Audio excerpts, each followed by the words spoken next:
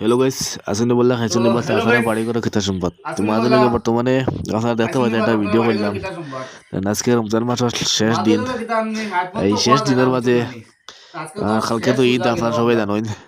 এই ঈদের মাঝে আমি আপনারা দেখতে পাইতরা মানে ফোম বানানি চলে কেন সব আইটেম লইয়া আমি কেন বইছি।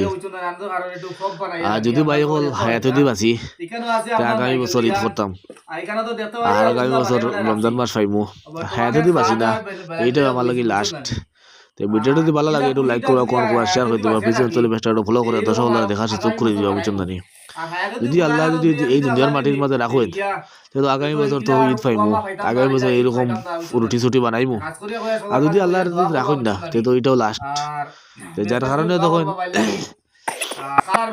ভিডিওটা যদি ভালো লাগে লাইক কমেন্ট করে শেয়ার করিয়া, পেজও শেয়ার করে রাখবা, আর দর্শক দেখা সুযোগ করে দিবা ভাই সকল।